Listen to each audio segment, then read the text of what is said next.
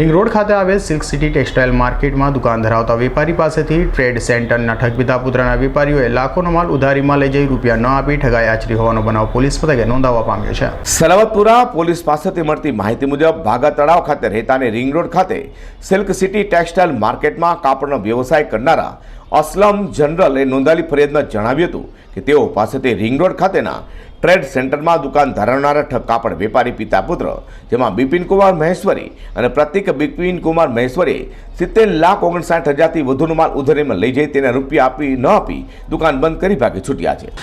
બિપિન કુમાર મહેશ્વરી, ઘનશ્યામદાસ મહેશ્વરી ઉર્ફ છોટુભાઈ અને પ્રતિક બિપિન કુમાર મહેશ્વરીએ મારી સાથે 5-6 વર્ષ સુધી ધંધો કર્યો અને પહેલાં પેમેન્ટ આવ્યું અને પછી બધા લાંબુ ચોડું પેમેન્ટ થયું તો મારી સાથે લાંબી ચોડી ઠગાઈ કરી અને દુકાન બંધ કરીને ભાગી ગયા અને ચેક પણ આપ્યા। એમના બધા ચેકો મારી પાસે પડ્યા છે, રિટર્ન છે।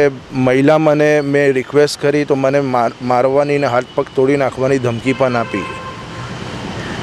હવે 70,59,000 રૂપિયાનો મારો મામલો છે અને સલાવતપુરા પોલીસ ચોકી હું ન્યાય લેવા આવ્યો। પોલીસવાળા અહીંયાના અધિકારીઓએ મારી સાથે સારો વ્યવહાર કર્યો અને મારી ફરિયાદ દાખલ કરી અને મને સારો સપોર્ટ આપ્યો અને બીજા બધા વેપારીઓના પણ પૈસાઓ એમના ઉપર બાકી છે, એ લોકોએ પણ ફરિયાદ કરી હતી મગર આપના સુરત શહેરના ન્યાયાલય એ લોકોએ એમને આરોપીને આગોતરા જામીન આપી દીધી અને કેવી રીતના આપી દીધી એ અમને સમજ નથી પડતી ને વારે ઘડીએ એને બધી ફરિયાદોની સામે આગોતરા જામીન મળી છે અને એનો છોકરો પ્રતિક મહેશ્વરી એ ભાગી છૂટ્યો છે અને એ હાથમાં નથી આવતો। એનો બિપિન કુમાર મહેશ્વરી આવી ગયો છે અને એની કાલે ધરપકડ કરી છે પોલીસવાળાઓએ ને એ એમના લોકઅપમાં છે।